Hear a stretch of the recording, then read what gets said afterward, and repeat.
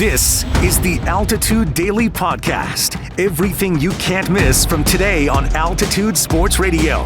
Mosher, Lombardi, and Kane. 7 ejections. I don't know what's going to happen with the T-Wolves coming into Denver tomorrow night, but I hope, upon hope, that they come in fully staffed. I don't want any ejections for this game. I don't want any they're excuses. Getting suspended, right? I don't want any. You can't have a 6'9", 270 Nas Reed slamming into your paying customers and be cool with it. But is it his fault, though? Or can you say it's, he was just defending himself because this Holland guy went berserko? I don't know. Listenership across the land. Do you want to see Minnesota fully staffed tomorrow night when they come to visit the Denver Nuggets? Absolutely. I want the Nuggets to beat them. No excuses, no nothing. Knock them off. I want to see the Nuggets play, and this is an excellent point. Why is it important for Minnesota to have all their players? Because you want to beat them heads up to know that you can beat those guys and go get them. Well, but here's the problem. This person says, no, I want to win. Yeah. Sheep says, no, I want to win. Minnesota's just a half game out of being your playoff opponent. You know what I mean? So if Minnesota wins this game tomorrow night, all of a sudden they're in the 6, the Warriors fall to the 7, and you're matched up with Minnesota in the first round. Sheepish Shillian. Man, these stupid Twitch terms that are used, these titles. Can you call yourself Fred or something? What sheepish? I can't pronounce half of these terms. Anyway, let me tell you why. Oh, sheepish lion. Gotcha. Thank you. Let me tell you why it's important for Minnesota to have all their players. The Nuggets are always vulnerable when they play half a team. We've seen it so many times this year. They're the most vulnerable when the opposing team is missing key players. Did you watch the Milwaukee game the other night? Anybody watch Milwaukee? Well, of course we did. Without Giannis and without Dame. See how hard that game was? Mm-hmm. I want Minnesota fully staffed. I want their best players. I want their best product, and I want the Nuggets to beat their best product. I want them to conquer the ghost of Minnesota. The Altitude Daily. The Morning Sprint. Big news there. Coach Gabriel Landeskog played the better part of an hour today. He was with Power Play 1, skating hard. I don't think he's coming back during the regular season. I think you guys can kiss that goodbye, and that's okay. The playoffs, man, Game 1, I think he's coming back. You're feeling Game 1. I'm feeling Game 1. Even if it's a roadie. Yeah. So you start out as Dallas. I don't think you have to shelter him. I agree. I mean, if he's in a position to come back and help your hockey team win games, why would you not put him in the lineup in Game 1? You're exactly right. We talked about it on the first segment at 10 o'clock in that hour, just about the potential of holding him for potentially Game 3, which would be a home game.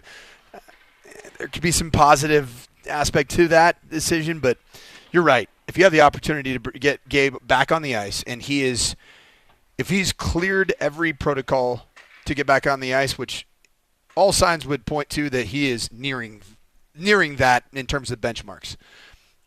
I think that you give him an opportunity to play in Colorado with the Eagles up in Loveland, and then you play him in Game 1 of the playoffs. Yeah, and there's a couple reasons, I guess, why you would hold him out to Game 3, and one would be you get the last change at home, so you can find different matchups, or you can keep him away from defensive zone opportunities, stuff like that.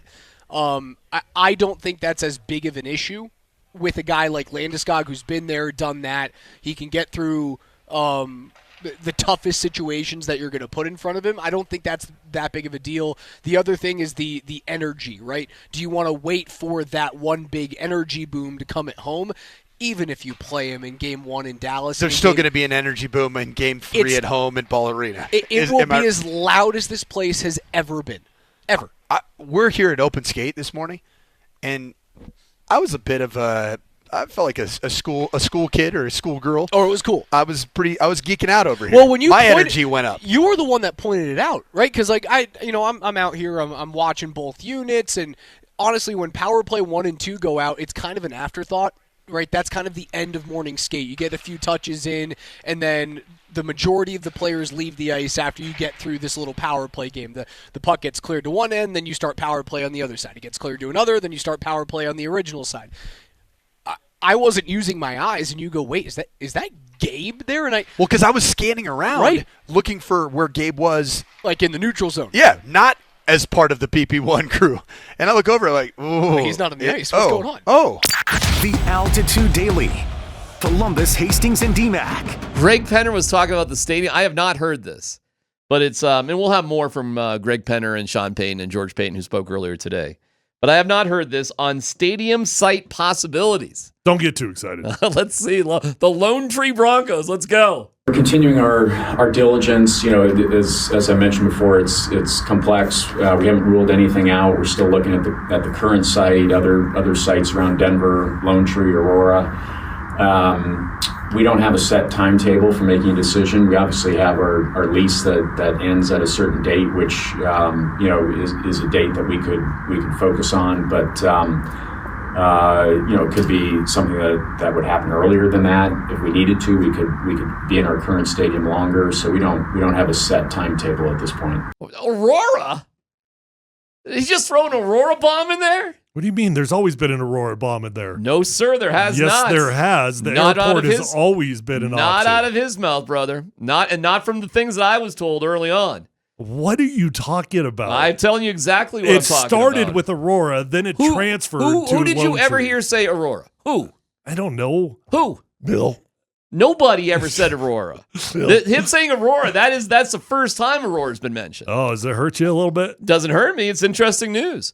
I was told, like everybody talked about the Gaylord and out towards the airport, and I was told definitively that has not happened. It's 3 sites. For him just to throw Aurora out there is really interesting. What was the third site then? The one site was on the footprint that it is. Second was Lone Tree. No, the second was Barnyard or Baynard or something like down on 8th and whatever, sort of a little bit south. And the third was Lone Tree. That is the first that he has said Aurora. Anybody of official capacity has said it. A lot of people have speculated it, but nobody's really said it. That's interesting.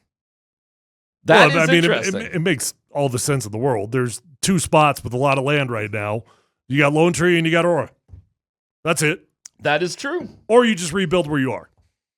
Aurora. But where do you play for the 2 years where you're turning down building it? If not 3 years.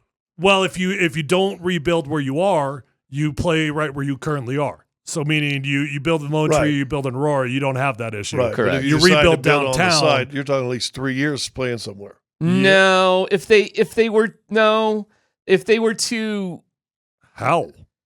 Well, they wouldn't build a new stadium if they were just to stay on their footprint. They would just be building up and around it. They wouldn't be building a new stadium. They would just build massive improvements. I've talked to people associated with the Broncos. They have sketches and designs for putting a roof on that. And if you look at the scoreboard, you can sort of picture in your mind, can't you? How you could just sort of raise things up and cover it up a little bit because it went so high. I think if that would be complicated, but I think they would just sort of do massive improvements right there. The Altitude Daily. Kretman and Lindahl. You know, a gentleman that doesn't mind an early hockey game, I don't think, is the host on the set of TNT, NHL on TNT. He is Liam McHugh. And Liam, we enjoy your work. We enjoy the group of guys. We've had a couple of your analysts on in the past, so it's great to talk to you, and happy Monday. Oh, man, it's great to be on. Really appreciate it. How are you guys doing?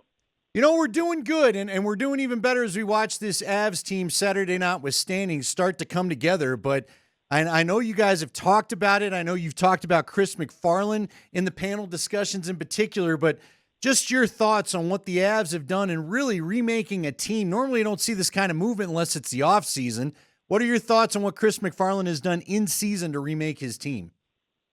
It's the type of situation where I think if you told somebody at the beginning of the year that this is what the roster would look like right now, I mean, they look at you like you're crazy. It seems like fantasy hockey in many ways, but I think what Chris has done is truly remarkable. Mikko Rantanen came back to Colorado to play, and he had to introduce himself to half the team because it had changed that much since he had left. I think the really incredible thing is they saw problems, they addressed them, and they didn't tap dance around it. We've been talking forever about, is the goaltending good enough for this team that seemed to be strong enough offensively, although maybe a little bit top heavy? Is the goaltending good enough? So what do? They do a complete makeover, right? 2 goalies out, 2 goalies in. They are much better for it. They decide that second line center, still looking for someone since Kadri. They need to get that figured out. They had made a move. Middlestad didn't really work out. We got to change that. So what do? They get not one, they get 2 different centers.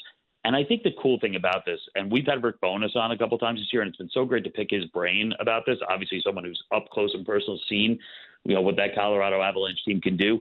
He loved the moves, and I think the reason why he loved them is there's versatility in a lot of the guys that they brought in.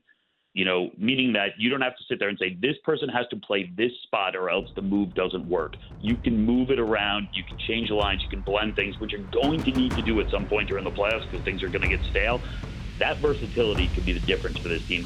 You've been listening to the Altitude Daily. Catch us live weekdays on 92.5 FM, the Altitude Sports Radio app, twitch.tv/AltitudeSR, youtube.com @Altitude Sports Radio, and your favorite smart speaker. Say Altitude Sports Radio.